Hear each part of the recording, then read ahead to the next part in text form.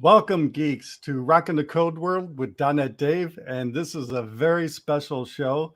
It's the first ever panel show that we're doing on the show, and so I'm calling this the Agile Show because for the next hour and a half, we're going to be talking nothing about Agile. So those of you who are interested in Agile or new or old or whatever, I have a great panel lined up that I'll introduce in a couple minutes, and which includes a certified Scrum Master, and it includes the inventor of mob programming. If you guys haven't heard about mob programming, you should definitely go check it out. And so I have 4 experts on the panel today, and it's going to be fun, based on what was happening before the show started. I mean, I think this will be a really fun show. I was laughing pretty much the whole time. And so I don't know. I forgot what I was going to say. It's going to be a fun show. So let's get to the show. And my panel guest is Mark Davis, Woody Zuhl, Rod Nazir, and Woody Pewitt. I'll introduce them in a couple minutes.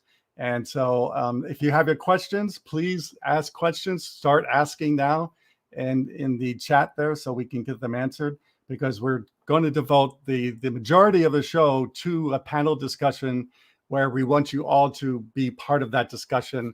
And let's talk about why can't I talk this morning? Let's talk about Agile. So I did want to kind of share a little bit about how this came up, and that is, sorry, I'm going to go back to the other screen because that's causing a weirdness in the video. So the reason this show came up, is because towards the beginning of the summer, I did a new code rules, which I was talking about Agile, and I'll talk more about that in a little bit. And my buddy Mark, who's listed first here, contacted me and said, "Hey, Dave, I saw your new code rules, and let's do a show on that." I go, "Okay." And then I thought, well, maybe I should invite some other experts on the show. And anyway, that's how the panel started. So I hope this goes really well. So make sure you make comments or email me and let me know how this goes, because I plan to do more panel shows, and I already have 3 in mind. And the next one I want to do is going to be really freaking awesome if I can get the people that I want on the panel. So anyway. So the news of this week, well, really last week, I guess I'm behind on the times, is Windows 11 has come out. Anybody try Windows 11 yet? I'm going to wait. Like with any product, especially Microsoft products, you'll never use the first version. So I'm gonna wait a little bit and see how they work out the kinks and everything. If I was thinking about Visual Studio 2022 that's coming out, and again, I'm not sure if I would use the first version either. I've been racking up bugs on that multiple times a day this week. So anyway, let me know if you've tried Windows 11 and your thoughts of it so far. Do you like it better, worse? What's like your favorite feature? You can put in the comments or email me, of course. I have a new article out on C# Corner called "Everything That Every .NET Developer Needs to Know About Disposable Types," and part 1 is "Properly Disposing Objects." It's been read over 22,000 times as of this morning. It's the last time I looked, it was number 6 in my most popular articles on C# Corner. So I hope you will go check it out. I've submitted part 2 already to C# Corner, so that should be out any minute now. And then I have part 3 that will come out in a couple weeks, and then maybe a part 4 based on some of the comments I've been getting from the first article. So I hope you check it out. Every .NET developer needs to read this. I don't care what level you're at and how experienced you are. You need to read this, and give me feedback. Let me know what you think. Also, something I've been working on even this week is I'm basically updating my code performance book to .NET 5 and .NET 6, and I'm going to put it all online. So you can go to that URL right there, And I'm slowly working through some of the older articles up there and updating them to 5 and 6, and then I'm adding some new ones too. So I hope you check it out, and so you can get the best performance you can out of your business applications. All right, with that, it's time for the panel discussion, and I want to bring on all 4 of these guys are my friends. I've known them for a really long time, especially Woody Pewitt, and so this is going to be really fun and interesting. And so first, let's bring on the guy whose idea this was, and that's Mark Davis. So the buck stops here, huh, Dave? That's right. Hey, Mark. How's it going? Good. Yep. I'm excited about this. This will be fun. Yeah. Okay. Next up, let's bring on Woody Zuhl. He's the inventor of mob programming. Hey, Woody. Hey, David. And Woody and I, all 4 of my panel guests helped me run my user group. So they're all my friends. They all live in San Diego. So let's bring up who's next? Woody Pewitt. Oh, you had to do the 2 Woodies back to back. I mean, this is, Right. and when Woody Zuhl and I show up to different places, we have to say, okay, who's the Woody in the room? And then Right. So, yeah. Bald Woody or almost bald Woody, right? I'm starting to catch up with him. Yeah. That's cruel. That's cruel. Wow. Why do you think I wear a hat? And last but not least, my old manager from my previous position, and that's Rod Nazir. Hi, everybody. Hey, Rod. And so Rod, for all of you, is the certified Scrum Master. So he's been through that training and has to. You have to get recertified every so often, years. every 2 years. Correct. Yeah.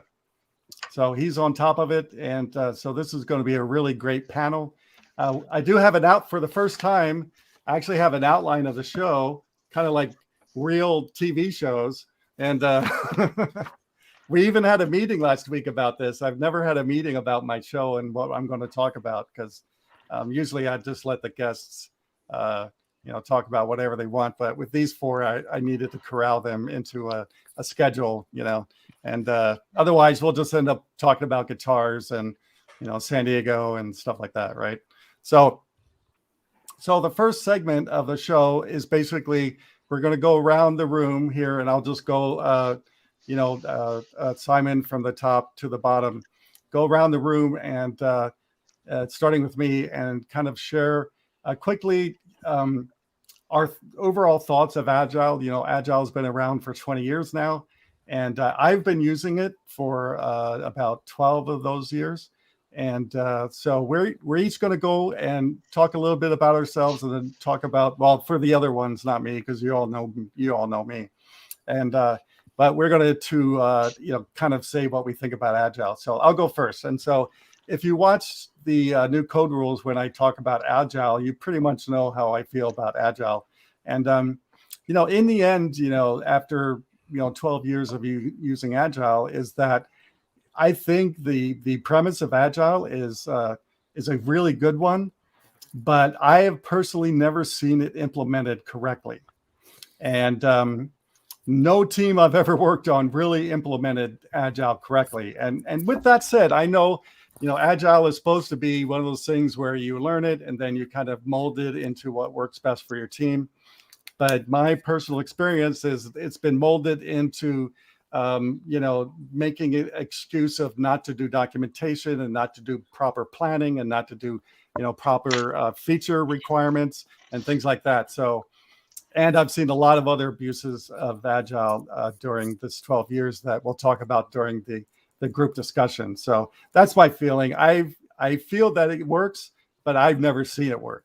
So, so with that, let's go to Mark Davis. And what do you feel about Agile, Mark? Yeah, I have a real strong opinion on it, and I've been in a situation where it worked perfectly, but I think where it goes bad, where you're seeing it go wrong, is that people read something and they interpret it as something else. For instance, because I'm trying to go through my certification right now, and one of the key factors of Scrum is you have a daily stand-up, but that Mhm. doesn't mean that it's a status meeting because they always have Yeah. 3 questions. That's not a requirement. And it's kind of funny because people are like, okay, what are you doing? How far along are you? What percentage done? So they just morph it into something else that's not even related to Scrum. Scrum is well, we'll get into the details later, but it's a very interesting um, framework, and and again, it's a framework that can be misused. It doesn't guarantee success. So I'll leave it at that. Yeah, and Rod and I definitely know the misuse of the stand-up meetings, don't we, Rod? Yeah. The 2.5 years I spent at Rod's company, the last year, we'll talk more about this later, but I've never seen an agile, a stand-up meeting abused so much as in my last position. So, okay, let's go to Woody Zuhl now. Well, so Scrum is not Agile. Agile is not Scrum. These are two very separate things. Mhm. So Agile itself is sort of a set of practices. They describe a few values and a set of practices. So this is, this is often misunderstood. Mhm. But the basic concept to me of Agile is that to fulfill these principles and values, we have a wide array of practices and techniques that can be used, and they're ever evolving and ever changing. And so Agile itself is often misunderstood to be following some kind of Scrum approach. So I Mhm. want to be very careful about that. Just to be clear, I was a Scrum certified, I'm going to put that in quotes, Scrum Master starting in 2006 or 7, and I just recently abandoned that because I don't really. I was forced to become a Scrum Master at a place I was working where we were having good success doing things in a lean manner. And they said, well, I think everybody should get certified somehow. And so we took that path. So just the concept of certification alone sort of corrupts the concept that this is an ever evolving thing. Yeah. The ideas of Agile, I still fondly work with. So this is a big part of everything I've done. The basic concepts, which came about because of the failures we were having in the 80s and 90s Mhm. in managing things in a more of a phased approach without rapid Waterfall. feedback. And some people Yeah. could call that waterfall, Mhm. and there's different ways it was being done, including spiral model and IID and lots of other things. But yeah, so there we go. That's a quick introduction to Agile. To me, is the manifesto and the principles, values and principles. And how are we going to fulfill them? It's up to our individual situations. So I did want to take another minute, maybe with you, Woody Zuhl, and since you're the inventor of mob programming, which is kind of a different methodology of programming, can you quickly sum up mob programming in 30 seconds or a minute? Sure. So the concept of mob programming is that we are going to try to move directly from start to finish on things we do by eliminating, all of the queuing and the inventory and other things that we get when we don't do that. So I like to think of it this way. It's all the brilliant minds working together at the same time, in the same place, on the same thing. And that place can be virtual nowadays, Mhm. but essentially at the same computer, so that we are all clearly working on the same thing. It's accentuating the concept of collaboration. And if we have all those brains together, we've created a super brain of 5, Mhm. 6, 7, whatever people. So that's basically mob programming. We're all working together at the same screen conceptually at the same time. Yeah, and I've seen it. I've seen videos of I've never used it in a team, but I've seen videos of it, and I've seen you talk about it many times, and it sounds really, really awesome. And the one thing I will say is, it's become pretty popular, so popular that you go around the world teaching it, right? Yeah, it surprises me. It surprised our team that people were interested at all in something we were doing. But as it became more popular, I had to really switch from just being a programmer to someone who can explain this stuff because we were getting so much demand. But Dave, to clear things up a little bit, it's like playing in a band. It's exactly, if you're in a band and you're playing on stage, you're not playing 5 different songs or different parts of the songs separately. You're playing them together as a band. Right. And that collaboration is what makes that music so powerful, whatever you happen to be playing. And if you weren't doing that, like if you were singing one song and Rod was singing another and Mark was playing a different one, we wouldn't really be playing together. So Right. it's the same basic idea. Let's get those brains, let's get those talents together and apply all of that skill and capability on one thing at a time. This rushes us, so to speak, from beginning to end directly on the work that we're doing. It's not that we're going faster, it's that we're going more directly. Right. You could go as fast as you want if your route is much longer, and still it will take you longer to get the stuff done. If you go directly, you can go kind of slow and you'll get things done, I would say much quicker. Yeah. Yeah, I like the band analogy. I love that. I mean, and most of us are musicians here, so I think we all get that. And you didn't. You talked about guitar earlier, but you didn't say anything about banjo. Oh, because you're a banjo. I know. I always forget that. I'm also going to say. So, those of you who want to learn about mob programming, I definitely recommend you go take a look at it at least, and just to see what the other competing, methodologies might be. So next, let's do Woody Pewitt. Hey, thanks.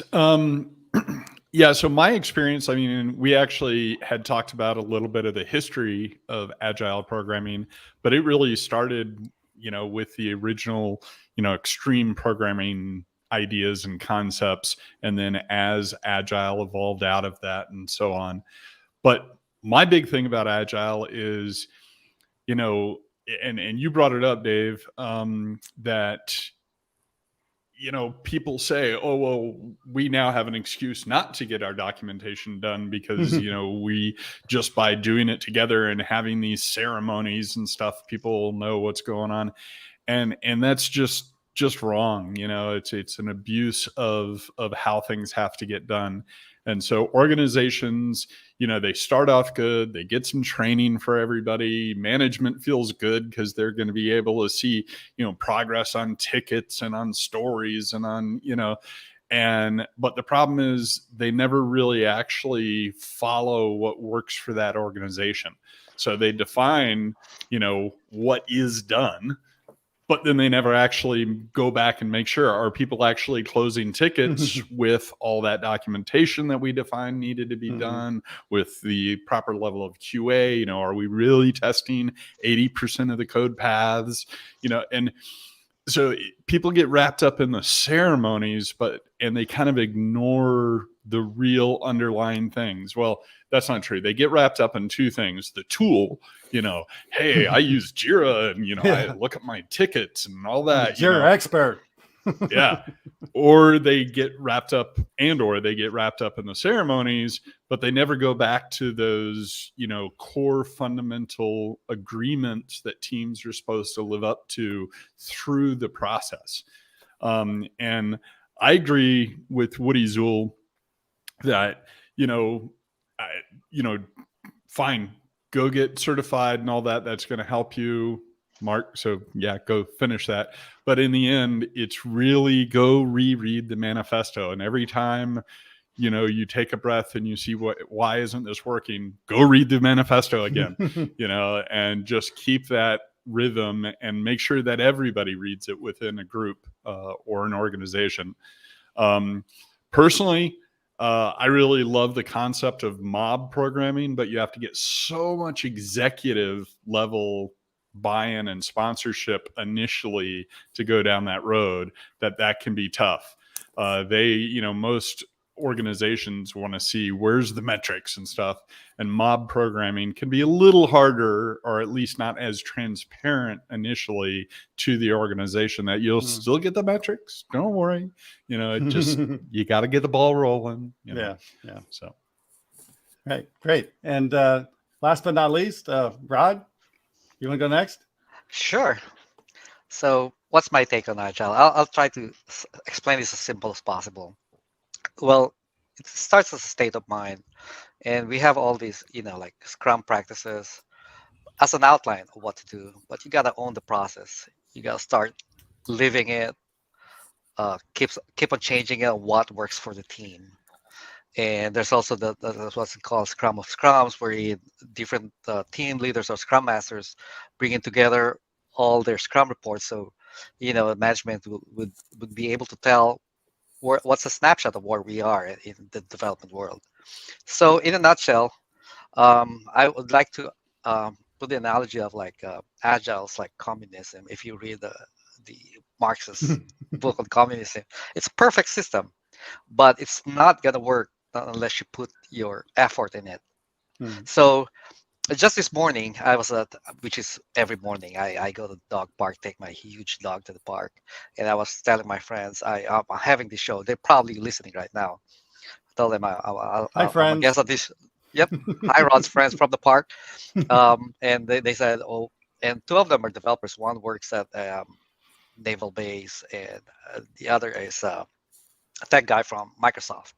I think he just got employed there. And said, what's the topic about? Agile. And he goes, ooh. And they did a lot of negative comments about it, but they just like everybody else said here, it's something you should give it a try. I think if you keep on practicing it, you'll perfect it eventually. The good thing about this, management will always have a view of a snapshot of where you are. And the other thing too, the product owner, which usually is on the business side, gets to say if what they're actually requesting is what we're actually delivering. So I've been practicing Agile since 2011 with a different company, and then I moved on to a couple more other companies after that. And Dave didn't know this, but before we got boarded you in, we were Agile, we were Scrum at our workplace, and then things changed. That I got bought, this got this, and we moved back to Waterfall, and now back to Agile. Waterfall with Scrum meetings. Correct. Yeah. Well, the Scrum meetings is. I don't think. I think you would agree that the Scrum meeting is not as a full Scrum, because the one leading the Scrum meeting is a non-tech guy, or Yeah. would not Let's not get strongly into that publicly. Yeah, I know. I was going to say that. Yep. Well, thank So you, that's Rod. my And take. yeah, thanks Yep. everybody. That was great. And so, before we launch into the everybody talk about a subject thing, and please feel free to make your comments in the comments so we can address them during the everybody panel show part of the show. And I know in that part of the show, we're going to probably be talking a lot about negative things about Agile, because we all have our war stories and things like that, with Agile. I definitely do. And I could go on I could do a whole show into my war stories on Agile, but I wanted to start the show at least with two positive stories that, where Agile came into the team or was part of the team and really made the project better. And me, I always think about code quality and the quality of the project that, came out the other end. And so we don't have time for all five of us to do that. So I picked Mark and Rod to share their positive stories about how Agile, really improved the product they're working on. So let's start off with Mark first. It was positively awful. No, I'm just kidding. So yeah, I had just come off of working with a team from Microsoft where Scrum Agile to the nth degree. So I was well versed in every aspect of it. I go into this other company, and it's the old waterfall. They have individual developers, so they had 5 different business units, and each unit had their own developer. And it was they had requests that would come through, but it was drive-by requests, because they would say, hey, we want this feature added, and then they'd walk over to the developer's desk and say, oh yeah, in addition to that, we want this. And so it's the old adage. Developers were always late. Management was always under pressure to deliver. The more that they're under pressure, the more they forced the developers to to deliver. How come you're not delivering? We got to go faster, work harder, work smarter. And so I came into this, dysfunction. And what I did is I just put the brakes on to say, hey, look, we're going to have to take a step back, refocus, reorganize. And I pulled the developers together into a team. And we worked together, I guess, almost like a mob programming, but I don't know anything about mob programming. But we assembled in the office. We got a whiteboard. We got our little Post-its, and we, did our kind of mock Scrum meetings, and started chipping off some of this work. And what we did, instead of delivering, because developers were doing stuff by the hour, by the day, by the week, and there was no sense of, hey, we accomplished something at the end of this week. It was just like, oh yeah, we got this done. Oh yeah, we got that done. And so what I did is I put the brakes on it, had it at the end of 2-week sprint, and I had a list of all the stuff that we delivered. It was pretty extensive, and management was ecstatic. They're like, wow, this is great. You guys are working harder. We're actually working less. We weren't delivering as much, but what we were delivering was quality software that was well tested, didn't have any bugs in it. And we're working together as teams, and we started componentizing things as opposed to doing, one-offs. So we do one-off here and a one-off there. What we did is we pulled together the commonality of both of these projects. And so what we wound up doing is solving almost all of our requests. And at the end of a year, it became just doing stuff in a database as opposed to building new websites. And so that was my success. It gave a lot of credence to what we did. And everybody walked away with good experience. So. And at the end of that year, did it kind of like even speed up the process of delivering? Yeah, we were ahead of the game. So it took about 6 months for the team to get cohesive and start understanding, we're not working against each other. We're working together. We succeed as a team. If Joe over here checks in code and it breaks the build, we all fail. So it was like everybody's looking over everybody's shoulders to try to help each other out. And it became just, we're all still good friends too, which is really cool. So did I answer your question? Yeah, that's great. That's a great story. I liked it. I haven't heard that story before. So, okay, next is Rod. Do you want to share your story? Sure. So here's a story that Dave is familiar with. By the way, before I start, it's not true that David's not is unmanageable. He is. I was his manager for a little more than a half a year, and it worked. We made it work, and at first, how I felt like at first. I feel like I'm a high school coach and you're LeBron James. It's never easy. You have a star developer in your team. Plus, he's tall. Yeah. Oh well. I used to be fat, so Yeah, he is tall, but we're all sitting, so it doesn't matter. And most of our he only shows up at the office once a week. Just an FYI. Yeah. So a couple years ago. Wait, before you go into that, Rod, I want to say that this morning I meant to mention to you guys before the show started, no embarrassing stories about Dave.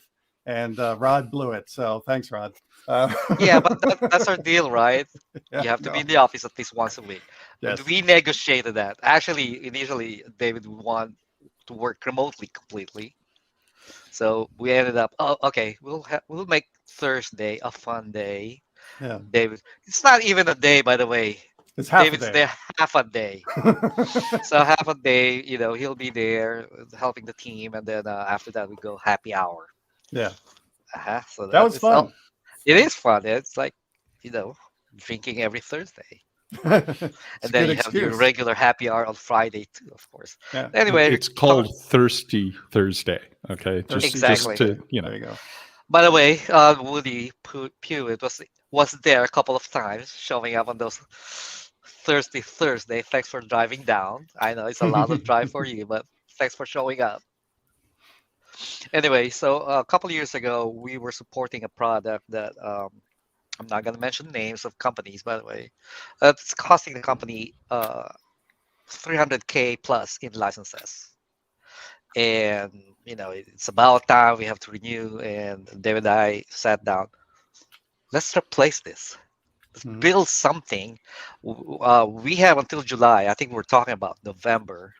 We have until July to come up with version 1. And from July we don't need to renew that, and we get credit for. Well, I hope we get the money from that 300,000, but I wish. but yeah, but we never did. We just got a pat in the back, and thank you for having us, not have that expense. So David and I outlined this project. We started this waterfall because we're in a hurry to be able to launch a version 1 by July. And the company's not agile ready at the time. We're not even practicing any agile form, so we're just on our own. So we delivered that perfectly, a perfect time. We even have like a month left before We were early. expires. Yeah, we were early for delivery. And then after that, we started entertaining additional user stories, which Dave and I sat again and said, you know what? Let's practice agile for this one. Let's do scrums. That's what brought it about. And we started getting requirements from customers, which is actually the business side, which is actually my job to get and translate it to user stories. Minimum acceptable testing anyway. So and the project manager actually initially wasn't open with that idea, but we I think we sold it really good. We're whether you like it or not, this is what we're doing. This is we're going to improve the team, and we're delivering by iteration, and we did. Yeah, we did. The team did improve. Yep, the team improved. Those who are at the bottom actually improved their skills. They learned a lot from David. They probably didn't learn anything from me, but anyway, as far as development is concerned. But the thing is, we delivered way ahead of time again, and we were ahead of time, and we delivered the features that we said we would, and the users were happy with it. And it worked the first time. We didn't have to release version 1.2 the day after version 1, right? Nope. Version 1.1, it actually worked. Everybody loved it that used it. It's a modified Scrum that we did. But the thing is, it enables me as a manager to plan what should be delivered first. We would deliver the API without the users knowing something has already been delivered, because nobody sees it until the UI comes in a week later. We deliver it, and now it's ready for release. So planning makes it a lot simple. And I force you guys to do document. If you remember at the beginning, I was forcing you guys to do documentation because even you didn't really want to, right? And it's extra work. Exactly, right? And so not only did we actually architect it, right? From the beginning with diagrams and everything, but I forced these guys in the team to do documentation, right? Which is something they weren't really used to. They were kind of more of delivering on the seat, pants on fire kind of thing, right?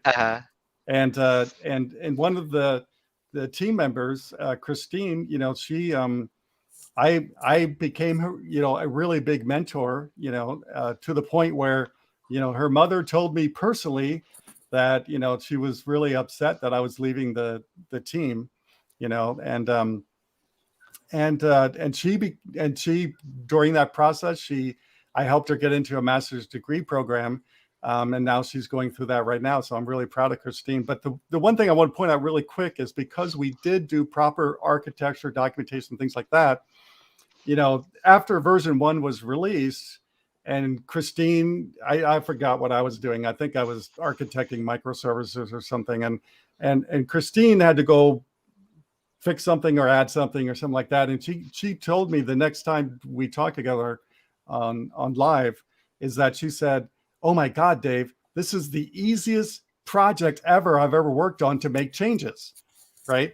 And I go, yes, that's the the whole way it's idea. supposed to be. Yeah. But you can't do that without proper planning, documentation, and all that stuff up front, right? And to follow up on that, it's true that what Mark Davis said. We didn't really work more. Mhm. Yeah, we still have the Thursday, thirsty happy hour, Yep. which sometimes starts at 3, by the way. Yeah, depending on how we're feeling, right? Yeah, but yeah, it worked well, and David can attest to that. And you know what? By the way, everybody's upset that you left, probably except for a couple of people. But Yeah, I know. but anyway, um, yeah, and the good thing is everybody's still in that mentality right now. The rest of the team that you left. Yeah, Um, and the one thing I want to point out really quick, because I'm really proud of this. I was a little bit confused about this statement, but I'm proud that we were able to do this. But again, we were able to do this because we did everything properly, right? And after we delivered version 1 of the project, the company said this is the best run project in the company's history. And I'm going, what? some pain in the ass contractor comes in and does the best the best. I think I cussed.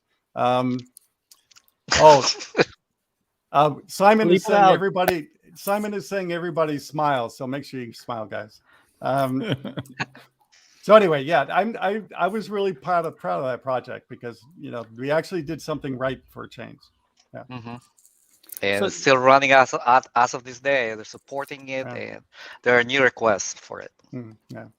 I think that what you're describing indicates the low standard that makes it really pretty easy to improve on whatever it is that we're already doing. In other words, software development is such a profitable thing for the companies that engage in it that they can manage things in a terrible way and still make money. I mean, that's been going on since the beginnings of people doing this in a commercial manner. And so when we think that, we're doing well because we're making money, that's sort of a bad measurement because it's too easy in software development to turn whatever work you do into something that makes money for the company. Right. So, and I really like to hear you guys talk about it. It's like you did your best at the beginning and the end result was you got a good result. A lot of places I've worked, they I would say muddle along for a long time, and then the pressure's really on, and everybody has to work like till 10 o'clock at night, and sometimes overnight, and the crunch time it forces us in a way to deliver all kinds of terrible stuff that we can't maintain later. It's nice that you started out thinking, what do we want to have in place to make this easy for the future? Let's make it as easy to do tomorrow as it was for us to do today.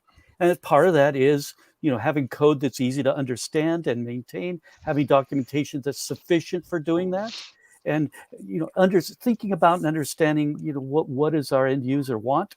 This is all valuable stuff. And Agile does not cancel out any of that. It's much more about that than we might think. It's about getting rapid feedback, so we know we're going down the right path. I didn't want to jump in there too much, but I was taking notes. I'm going, I think it's probably better for me to throw that out right while we're talking about this. So great example of how. And I'd also these like are the to point happy out, stories, Woody. Yeah, and I got plenty of bad stories. And the one thing I want to say about that is that, not only did we deliver on time and everything, but no, I forgot what I was going to say.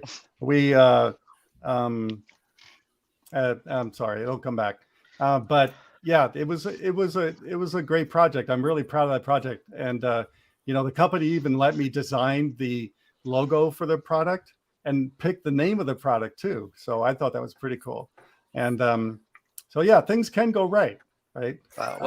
People are still having problems saying the name of your product. I know, but it was supposed to be different than and it was supposed to be different than memorable. Once you hear it, you go, "Oh, I'm not going to forget that because it's a weird name."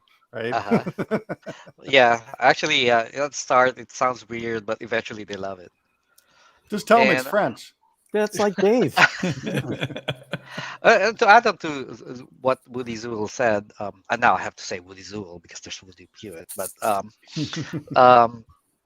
we didn't sat down right away and start punching code.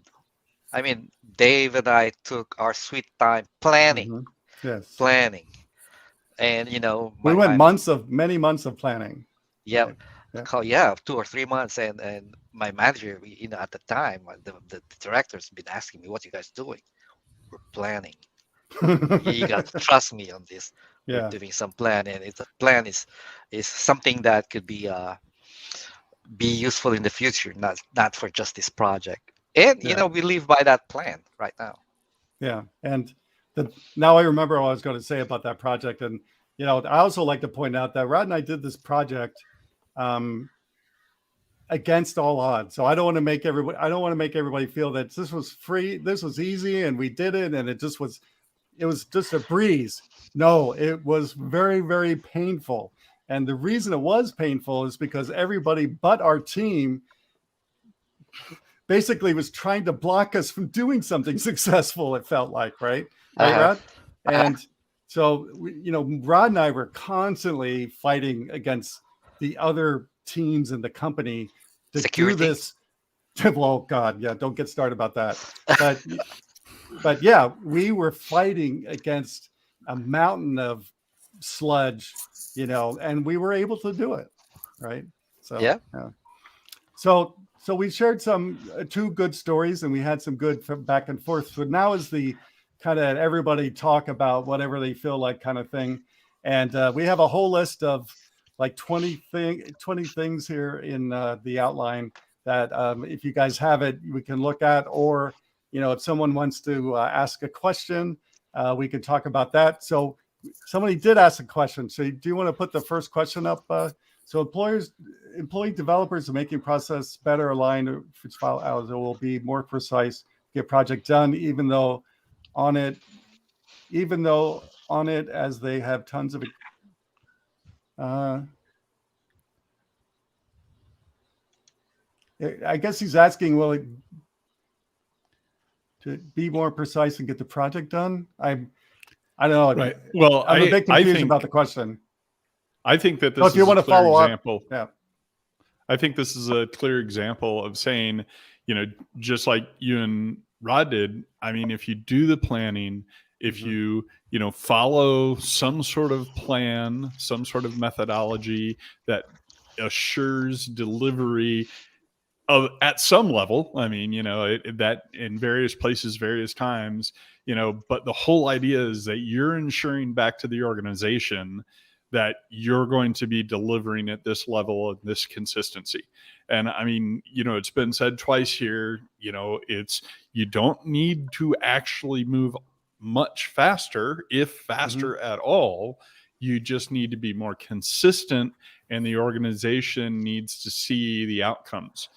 And that's the biggest problem is, to a lot of the executive management, development's a black box. It's we threw this problem at a bunch of people that we once thought were really smart, and it turns out they're clueless idiots and can't deliver anything. And they never think that, oh wait, we told them to do 10 different things along the way though. They don't. So as long as you're following a process, that allows developers to actually push back when they walk in and say, oh, by the way, just throw this other thing in there, and you can say, we can, but this is going to be the consequences. You're going to delay this, you're going to, and once they see the consequences, then they start saying, oh, maybe we shouldn't do that, Right. So it's all about being able to have that push and pull of saying, we'll do whatever you want. You're paying us, but at the same time, this is our process. If you interrupt the process, this is going to be the consequence.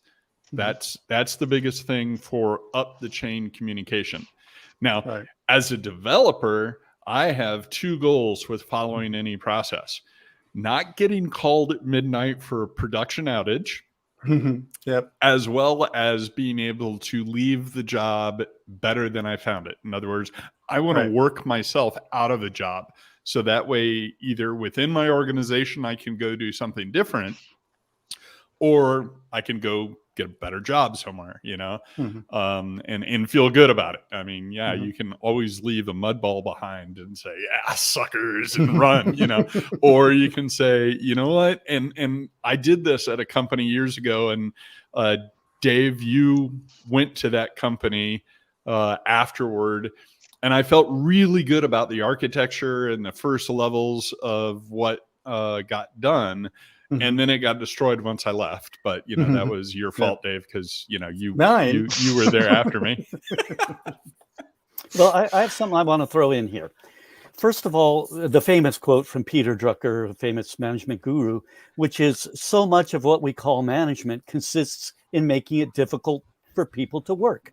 And so there's Woody Pewitt. I'm going to refer to you as Woody Pewitt because I'm not really talking to myself here, but you kind of identified a problem, which is the division between the people that are managing the overall company and the people who are managing and doing the actual work of some particular product. And that division is because the people who are managing the company have a whole different set of concerns than, is this work getting done and is it going to be working well? Their concerns are things like, are we bringing enough income to pay all of our bills? Are we able to plan for the future? What is the position of our company within our industry? Maybe we're hoping we can get bought out. So do we look good enough to the people who might buy us out? And things like that. That's a whole different thing than, is our software working well? And it's the perception that our software is working well, or our products are good, or what its potential is. These are very different concerns than the people who are doing the work. So a line manager or somebody managing at that level is their concerns might be, are we getting things done on time, and are we planning for the, making this easy to maintain? But it might not be, because the developers, it's kind of like, you remember this, they used to have this show called The Three Stooges, and they hand some work to the one guy, and he takes the work and he hands it to the next guy. He says, here you go, Larry, or whatever. Larry takes it, he turns, get this done, And so Larry takes it, and okay, he turns, oh, there's Curly, and he says, get this done. So Curly takes it, and he turns it to hand it to somebody, and there's nobody to hand it to, right? So that's where the developers sit in this thing. Like, we hire these brilliant people. They're really, most people who can do software, and I'm not just talking about writing the software, but the people who are the product owners and the people who are the testers and database experts. These are pretty sharp folks. And then we're kind of just loading them up, like you said, oh, can you get this done too? How often have you had it where you're in the middle of getting something ready to deploy? You're actually in the final builds and all the testing's done. They come back, can you fit this in at the last minute? No. One of our customers really needs this. And we have a problem here. That division exists, and we don't really notice how detrimental it is to either side going forward with that. So it's one of the things you brought up that I think does add to this. What is Agile, and why would we want to do it? Our concern at the development level so this is sort of trying to address the original question: employing developers and making processes better, or following Agile. Well, it's not really this way, but I would say if we are running projects, which modern thinking maybe is we shouldn't be, we just hire a bunch of developers, get the work done, and then the developers go and do something else, some other company. That's one of the misconceptions about software development, or I should say, there are other ways to do it. There's a speaker who speaks from London, been at a lot of conferences I've been to, and he talks about figuring out what we can do well and making sure we have lots of that to do, and preparing ourselves to do the kinds of work that the company over time might want us to be doing. So that means it's a constant learning cycle. We're always learning something. Software development is a process of discovery, not of getting done something that we think we need to get done. Right. But we've turned it into that. Software development is a process of discovery. As a matter of fact, I like to share it this way, then I'll shut up for a minute. Let's say we're in near Sacramento, where we're all working as laborers at Sutter's Mill, where they're building this sawmill in the middle of nowhere, in 1846 or 7 or whatever it was. That was before my time. Okay, 1846. So here we are building this sawmill, getting sweaty and working hard all day. And somebody looks down in the river and goes, "Hey, what's this shiny thing?" And they pick it up, and it's like a chunk of gold, the size of an egg or something. So do we say, "Yeah, let's finish work, throw that back in the water. We got to get this mill done"? Or they say, "Oh my goodness, I'm going after the gold." We often in software development just keep building the mill instead of going after the gold, because what we discover along the way very likely is much better than what we thought we wanted in the first place. And I'll leave it with a quote. Mary Poppendix says, "Most of the good ideas that make it into our software come from that development team, not from the people who are telling them what to do." Right. So the development team gets this because, or better, if they can get the rapid feedback that Agile is about. I wish they'd put that in the manifesto somewhere. Like they say, we value working software over comprehensive documentation. It would have been nice if they would have also had another one that said, we value rapid feedback over doing all the things we thought we should do, or something like that. So there we go. A few reflections on this question itself. Can I tag into that? Go, Mark. Because, and I posed this question in the email, right, to Woody, because I think somewhere along the way you said, if you're always fixing bugs, then you're always going to be fixing bugs. Yeah. And so it falls in line with what you're talking about. I've been I was in a couple situations where I was fixing bugs, and I looked at it and I go, there's a fundamental flaw with the overall, framework. Let's just take a step back and redo it. And they're like, no, just fix the bug, and it caused a lot of anxiety in me. Yeah. Sure. I would like to interject on that. The failure demand of bugs. So I do an exercise in a lot of my workshops where I ask a very basic question, and I try to determine how many times I've done this exercise, and I believe about 1,000 times now. The exercise is simple. I ask the group, what are the things that interfere with you being effective in getting your work done? It's a great starting spot for any team. Just ask them, what makes it hard for you to get your work done? The funny thing for me is that because I've done this so many times, and I actually have the results of many of those, I recorded them, I get about the same list of about 50 items, regardless of the company or what part of the world I'm in. Yeah. And to take that even further, I might go back to a company five years later and do the exercise again. And guess what? Same problems 5 years later. And I think it's because of this. We're almost always dealing with symptoms rather than problems. Right. We see the symptoms and we think we got to fix for that. And because we're not working in an isolated space. We have systems within systems within systems, and outside of that, there's all other kinds of systems in the general population, in our culture, in the world that interfere with all these things. We think it's clear, but what we've really seen is a symptom within one spot, and we think that's where we need to fix it. And usually we need to move out quite a bit. Where can the fix for this be found? Right. So yeah. And that, what you guys were talking about, during what you were just talking about, I was thinking a lot about, basically this, and I don't know if it was this bad when I started, software engineering, and you guys can tell me, but, there's this constant battle between us and management, right? It's because we want to do things the right way. We want to put out great quality software. We want to not work 16 and 12-hour days, right? We don't want to work 7 days a week, right? But management, it seems to be to me, the biggest impediment to that, and it really should. That's going to get you in trouble. Right. And, well, I find it's true. And I agree wholeheartedly. Everything from, and we've all experienced this, everything from, we're doing Agile, but the management could really give a crap about it. So we'd have no management buy-in to it. Right. So, they're out anyway. And, I've seen management, including maybe where I work now, we spend so much time reporting to management. I can't work. It's the amount of time I get to code these days with all this other stuff going on that really has nothing to do with essentially coding is getting in the way of that. Right. And so I'll leave it at that and let you guys. You're describing symptoms Right. of a bigger problem, or Mhm. potentially. But Mhm. there's a difficulty here. Management is often focused on solving problems. Now, I've worked as a manager. I've owned companies. So when the buck stops here, which means if we lose $1, it comes out of my pocket. Mhm.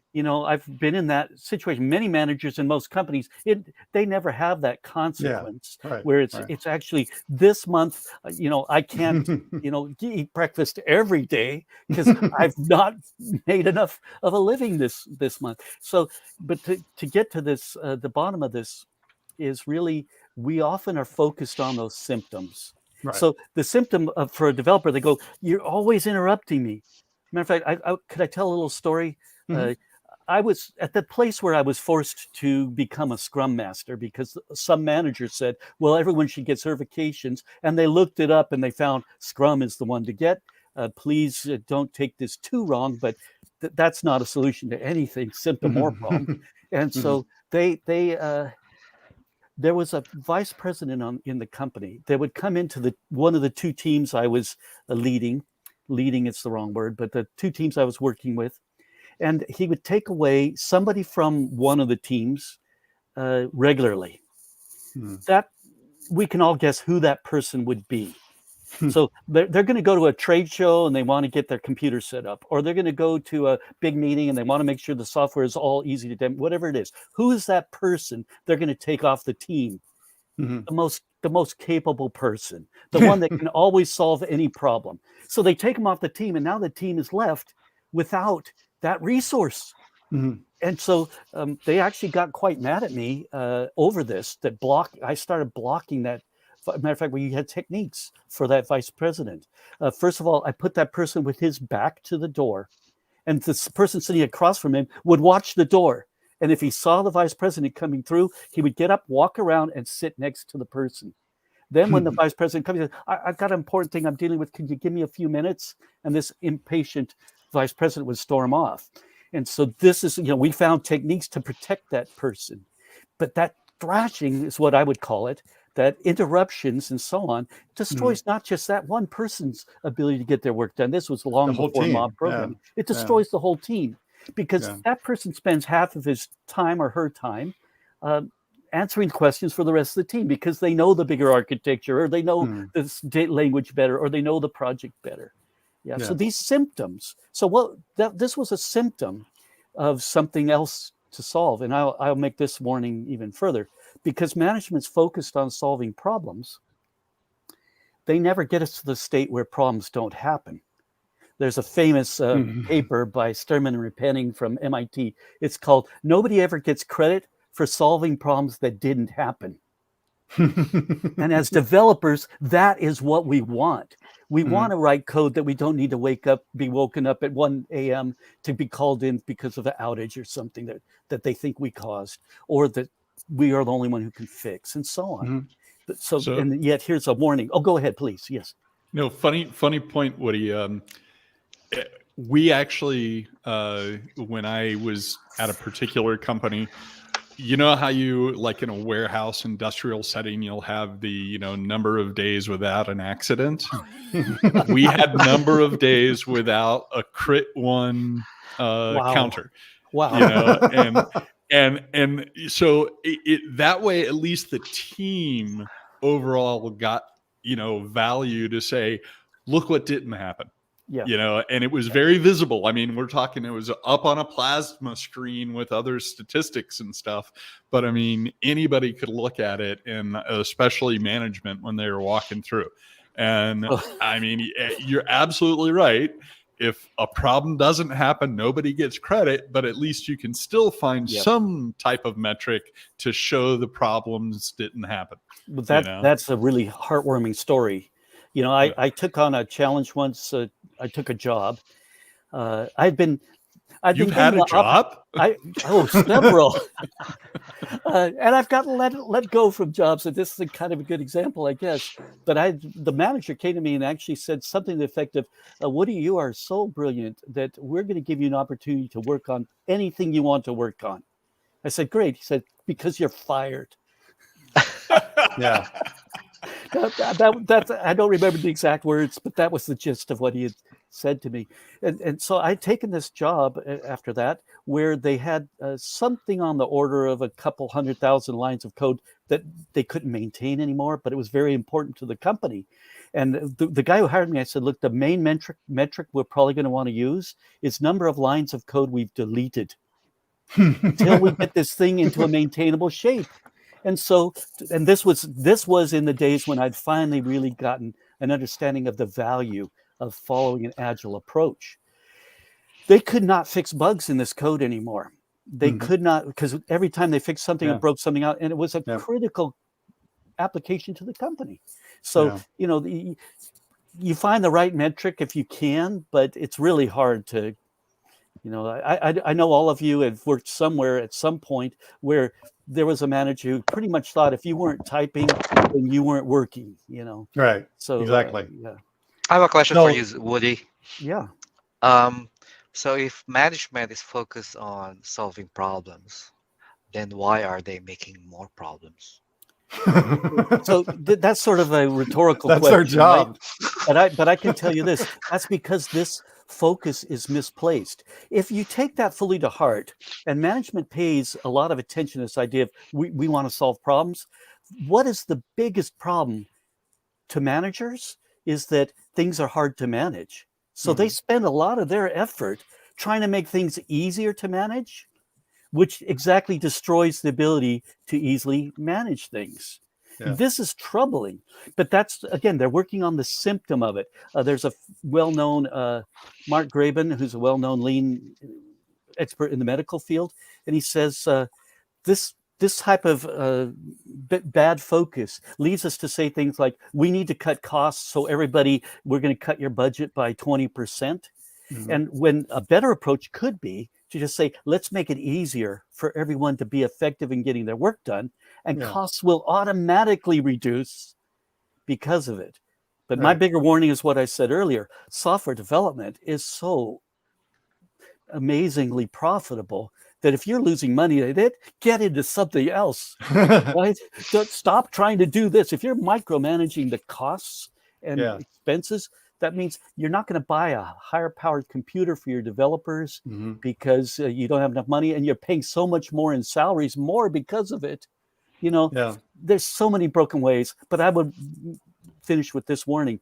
Sure, if we're working on symptoms, we can't really effectively solve for symptoms. But much of the time, solving for problems is just as bad, because today's solution turns into tomorrow's problem. And if you haven't seen that, I would love to review your career with you. And I bet you could find some spots where you've seen that, because I have not yet been anywhere where I didn't see that. So what do I know? Well, I think Simon flashed up some of these comments. He was bugging me. I should read some of the comments, and the comments coming in so far is basically about the money thing. And the first one was, why do developers make others rich? That's like it in every business, I think, really. Why aren't they making themselves rich? And Mahesh, who runs C# Corner, said, because the developers don't think in terms of money, most successful developers code for passion. And that's 100% true, at least for me. I can't say about you guys, but I think you guys are pretty much in the same boat. That's why we do our job, is because we're passionate about it. Right. So and success doesn't just mean money. No. Success, as long as your basic needs are met, there might be many other things that are more interesting to you to deal with. Although I've known plenty of developers who have done rather well for themselves. And then someone said, I didn't read this one yet. Yeah, the wealthiest people in the world are mostly developers. And if you really look at it, if you average it out, and it's true. These guys have went on to build these huge companies now that are taking over the world. Well, and then somebody pointed out this document, this PDF, and the title of the PDF is "Nobody Ever Gets Credit for Fixing Problems That Never Happened." And then it that's says, the paper I was talking about. But I like the subtitle there of creating sustaining process improvement. So I'm going to be reading that PDF for sure after this show. Woody, I really suggest it. This first came out, I think now about 20 years ago. These are two professors from MIT, Sturman and Repenning. And I like to turn around and see books that I've bought that. So Woody's got a real bookshelf behind him, not a picture. So right? yeah, this is a real actual thing. This book here, let me see if I can get in there. This is by Sturman. I've read it, and you can see I've even put Post-it notes in it. It's like way too much to read, but I highly recommend anything these folks have researched they've done and papers they've written is worth looking at. But the crux of that paper, the bottom, it kind of gets to the point where what is the difference between working harder and working smarter? They do a very good definition of what that really means. And I took this to heart when I went to work at the company, and I can mention them, Hunter Industries, where we essentially brought forward, out of our work emerged the idea of mob programming. When I went there, my hope was I'm going to introduce capability improvement, which includes studying together during working hours.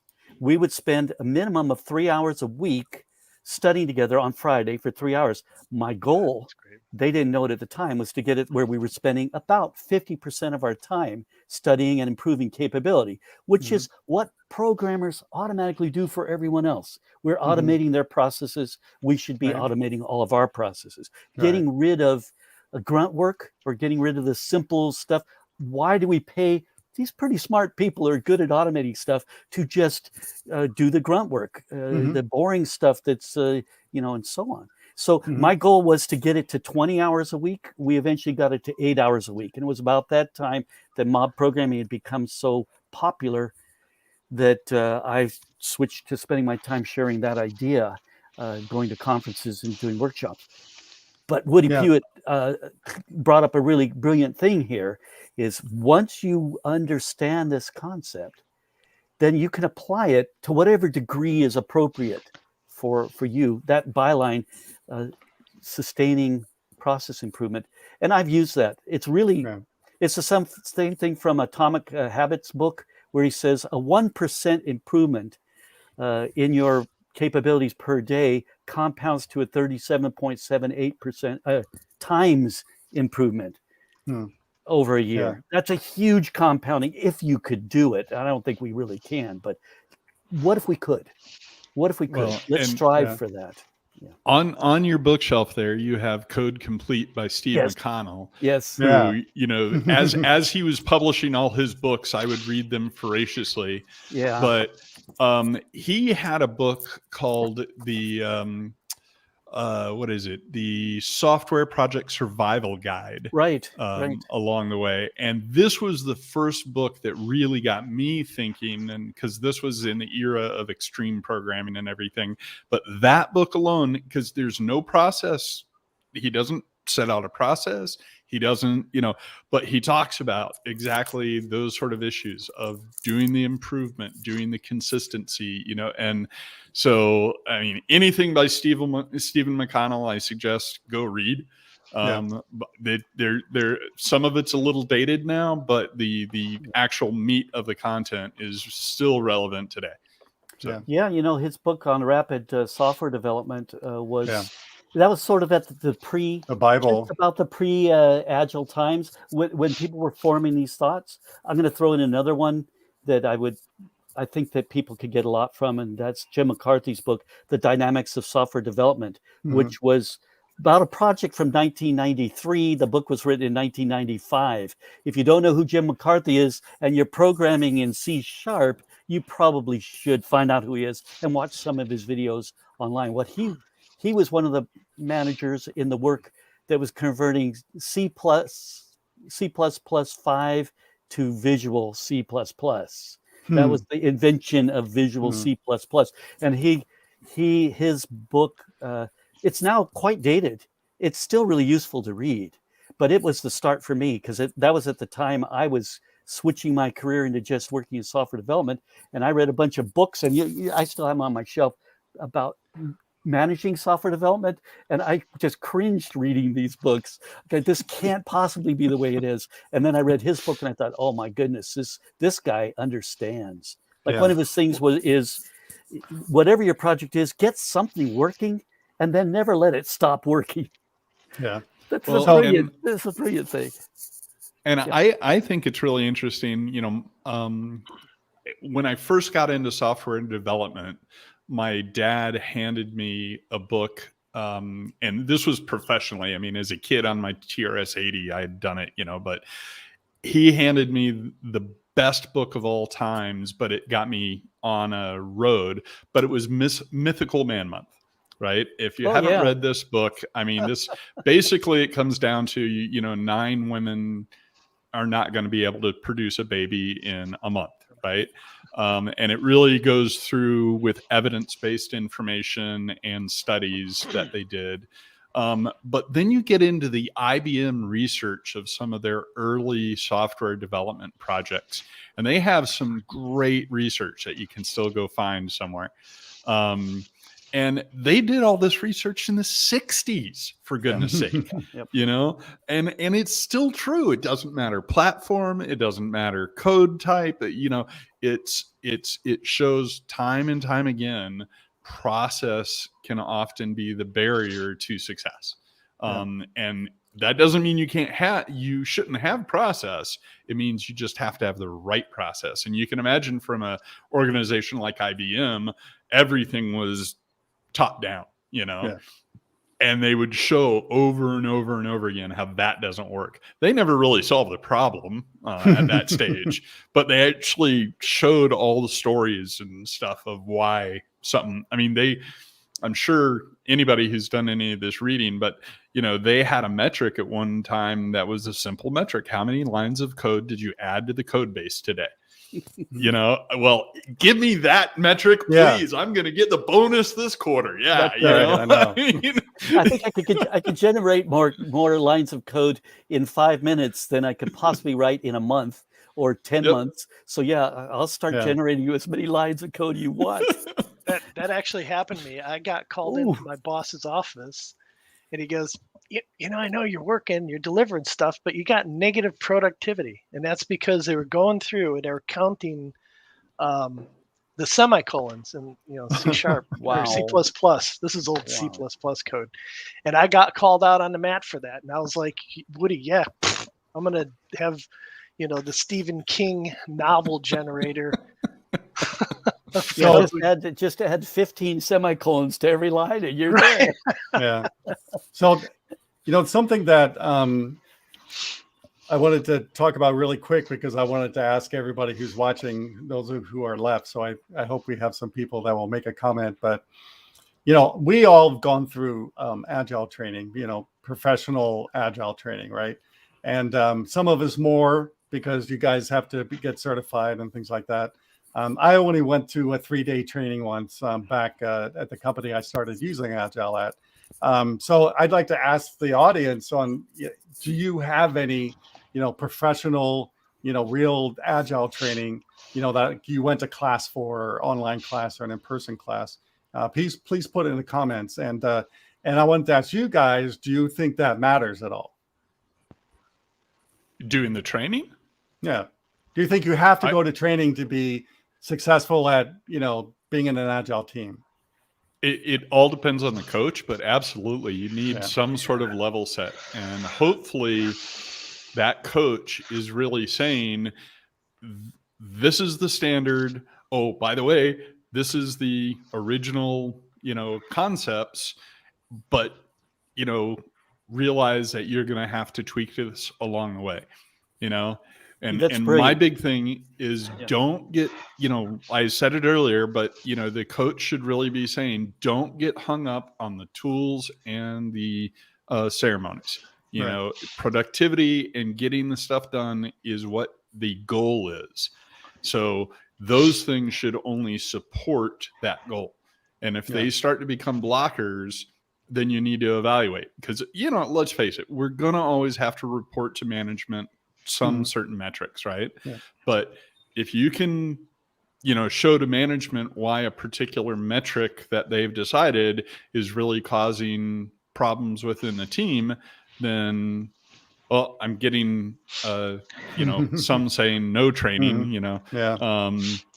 But I mean, I think everyone in an organization has a level set. And personally, you said, Dave, you went through a 3-day thing. I've gone through several versions, but 3 half-day, 3 6-hour day sessions is probably about the right level. The catch is then, especially in your retrospectives, which I think is the best part about any sort of agile methodology, is go through in your retrospectives and make sure that what we just did, not just the code work and not just the feature delivery, but the process that we just did was valuable. Was it valuable to the team? Was it valuable to the organization? And make sure you keep iterating on those concepts as you move through. So Rod, by the way, I suggest Thursdays for retrospective. Just saying. Yes, it's much better with a beer or a drink in your hand, right? Yeah, So Wood Rod, is what do very you correct think on about that? Yeah. that. Is very correct. Actually, Agile is not a the training is very useful. Number one, you have a starting point. If you're clueless what Agile is or what Scrum is, at least it gives you a jump start on what to do. But then again, like I said, Scrum is something you gotta own. You follow certain rules and processes, and a little bit of ceremony. Just a little bit. Not get hung up with it. That's true. But you gotta learn and grow from it. That's how you develop yourself. You develop yourself. You develop the team. No, everybody's different. Every team is different. You cannot shove down the throat on the next team what you guys do, but you can share what works best for you, so they may be able to apply to their team. So everybody's different. So it's not a system that, but lack of process actually hurts management and development too. Right. I have experiences where because of lack of process, I have team members who are working on only the things they want to work on. There's no accountability, which is a big problem. And when I was a manager, that's a hard thing. What's John Doe? What is John Doe doing? What is Jane Doe doing? Something he likes doing, like nothing. So Rod, I'd like to insert something there. If we're having trouble giving our developers something they like doing, that's on management. So like it's about what management can be about is making it possible for everyone to excel in their work. And if their personal goals and what they hope in their life is in alignment with what we're doing, that gives a win to the company. That's on the company. That's correct. This is not on the developers. So people will say, self-organization, that can't work. Well, actually, everybody self-organizes anyways. The good ones, you don't know they're working on something they want to be doing because they're good enough at making it look like they're doing the stuff you want. Right. This is I think a famous quote from probably Deming, which was about, it doesn't matter what processes you put on your teams or on your people, they'll figure a way to subvert it or go around it. So let's stop doing that. This is the problem I said earlier. The misfocus is we want control and we want certainty and we want to know that we're getting our money's worth. But boy, if we haven't set up our systems so people can excel at what they do, then we're never going to achieve this. Now, setting up your system doesn't mean getting some Agile training. Right. Setting up your system really is a lot more about getting an understanding. Mark, you had something you want to we got a great question here. We got to go to the question, then we have to wrap up because I want to take that one. Simon told me he has to go to the bathroom. So no, that was me. Old man syndrome. So the question that John's asking is if we had I've had on the job training, but felt as if the managers insert their own agenda in it. Yeah. Yeah. What do you guys think about that really quick? That was my then we got whole to wrap take up. on this thing is that I've run into situation after situation where the manager doesn't understand it, hijacks the whole system, and throws in his opinion. I had one manager say, "Oh, it's all about user stories. If we get the user stories, it's all done." And he didn't focus on what we're actually trying to do. Yeah. So yeah, it's a great Dilbert cartoon, Yeah. right? This is So we got to wrap up, guys. I'm sorry, we're almost out of time. I wish we had more time. Thanks. But I think I know Simon's got to go to the bathroom, and maybe some of you do. So I don't think we should prolong this any longer. But so what I wanted to kind of wrap up the panel discussion is this, and that is, I want to everybody do like 2 minutes or less on, really what they should take away from the show to make them more successful, in their team and make their product more successful using Agile. So, Mark, you go first. My biggest thing is understanding that development is a creative process. You can't force creativity.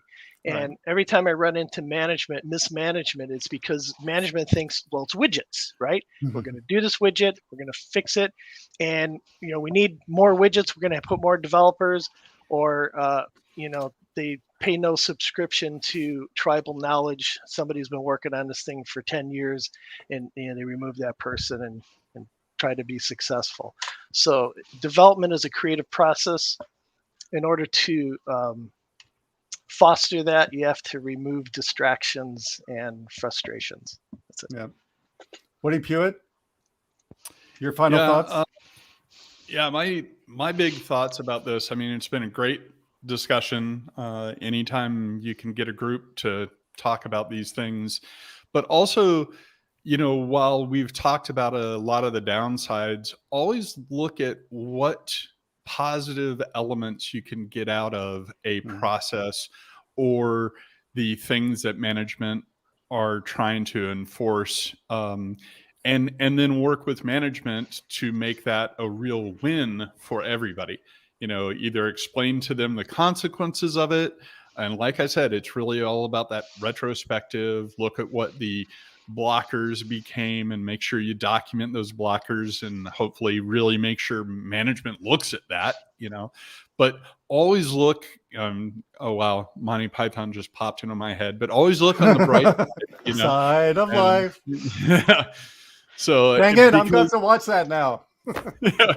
But when you do, this really can alleviate a lot of the frustrations I think a lot of developers have day to day. Yeah. Rod, you go next? Sure. Thanks for inviting me, David, to the show. It's a lot of fun to start with. But anyway, takeaway on this Agile process is it's both beneficial for the development team and the management, because they have visibility. It's easier for me to, being a manager, I'm not even a manager now, but there's it's at the start, when you're not Agile, it's hard to explain to management that you got to do this and it's going to be beneficial. And like Woody says, take the smallest positive and grow from it, further develop it, and you might come up with something really productive. It's almost like, my analogy is like almost building a car. If you build the engine first, then you can start testing the engine and start building the body. You don't build the lights first. Yeah. You add them in the last part. So there has to be a very effective planning. That's why we have Agile. Then there's also accountability, visibility. Not like when I said people start, somebody, oh, I like just building the chairs last time, so I'm just gonna keep on building chairs regardless if you need me to build tires. So that's part of it, and just give it a try. And I think it has worked with thousands of companies worldwide. And maybe some people are not understanding how Agile has to be Agile too. You got to be open to changes, and development is an artwork. It's half art and science. Yep. And sometimes you can't develop when you're not in the proper mood. Honestly, Mm-mm. I'm one of those. I used to be a developer. I have days like that. Yeah. It's like nothing's coming in. Mhm. So in Mark's point, there could be impediments, blockers. You got to remove them, however hard it is. But the thing about Agile is always moving forward. You go sideways a little bit, and then from that, you start moving forward again. So that's all for me. What is your? So I think the three guests who've come before me here have really wrapped it up nicely. So I want to build on what they've said. First of all, if you adopt only one practice to get started, let's make it retrospectives. That's a brilliant thought. And if we do that, let's focus on what's going well and how can we get more of that. So whatever's working for us already, let's find out how we can improve on that. And Kent Beck in Extreme Programming used to say, turn everything up to 10. And of course, Spinal Tap turned that to 11. And now Ron Jeffries is talking about turning it up to 12. I say, well, why are we limiting to one notch at a time? So yeah, let's turn up the good on anything we're doing. So here's my biggest, I would say, opinion about this. Let's do them way more frequently. So I started the practice of doing a retrospect 5 minutes or so at the end of every day. So if we do 5 minutes and we just ask ourselves, as a group or as an individual, if you're working alone, what went well today and how can we get more of it tomorrow? Why do we think it was good? It doesn't matter how it happened, just what happened that was good and how can we get more of it literally tomorrow? So there we go. That would be my wrap up. Yeah. And that should also include what didn't work well. Yeah. So I'm saying let's not pay attention to that. Let's only pay attention so that the positive psychology of it, we will lead. So as soon as we start focusing on the problems, we still need to. But in this exercise, I say we focus on what we will see that 1% improvement, the chance of that every day, rather than, let's fix something that didn't work. Yeah. That those fade away when we start turning up the good on the things that work. Yep. So we got to wrap it up. We can fight about that later. Okay. Yeah. We got to wrap it up. This was really fun. And Simon made a comment about happy hour next time. And I think Mark and I actually talked about maybe doing this at a brewery company. So maybe next time, if I do a panel show with all you guys in the same city, at least we can do it at maybe a fun place for. Yeah, you know how they have Seinfeld comedians in cars. We could do geeks in geeks in cars, pub bars. No, geeks in breweries. Pizza pubs. And now someone's going to steal that idea. Dang it! All right. Well, I want to thank Woody and Mark and Rod for being on the show and being willing to come on the show and actually doing this for the first time. And so I really thank all of you for stepping up to the plate and willing to be on the show and taking part of your Saturday away from your families and the loved ones to spend it with all the geeks around the world. So I really appreciate it, everybody. Thank you. Thanks, Dave. Thanks. Thanks, man. Well, that was a lot of fun, everybody. And let me know what you think about the panel or the very first panel show. I know it was long, but with 5 people, there's really no way we could do this in an hour, as you can see. So I really want to know your thoughts. If you liked this panel style of discussion, I'm not going to do this every week. It's way too much work, but I was thinking about maybe once a quarter or something. So let me know your thoughts if you would like to see more shows like this on C# Corner and on, of course, Rockin The Code World. And with that said, everybody wins a copy of Code Rush from DevExpress. I say this every week. Code Rush is the only refactoring tool I've ever used, and I love it. It makes me a much more product. I'm a much better developer, and it even works for Visual Studio 2022. I'm using it already in 2022. So go to devexpress.com/dotNetDave and get your own real copy of Code Rush, and let me know how you like it. And I think that's it. So thanks everybody for watching. I figured this show would be a lot of work, so I decided to take next week off. And so the next week after that, I have Jose coming on. He was actually Simon will have to correct me. I think he was on the Code Quality conference. I think he was, and I really liked him. And so he's coming on. What is Simon saying? he was on the Cloud Summit, and I really liked what he was saying on the Cloud Summit. So I told him, if you ever want to be on my show, let me know. And he emailed me. So in 2 weeks. With that, please be safe. Listen to your medical professionals about COVID-19. We're not out of it yet, unfortunately. And there's a shortage of blood around the world. So there's something you can do that's free. It doesn't hurt, and it will make you feel like a better human. And for my married friends out there, you get out of doing yard work for a day. So go do it on the weekend so you don't have to do yard work. And with that, I want to thank everybody for being on the first, coming on and watching the very first panel show. And make sure you email comments to me to rockincodeworld@csharpcorner.com. And I'll see you in 2 weeks.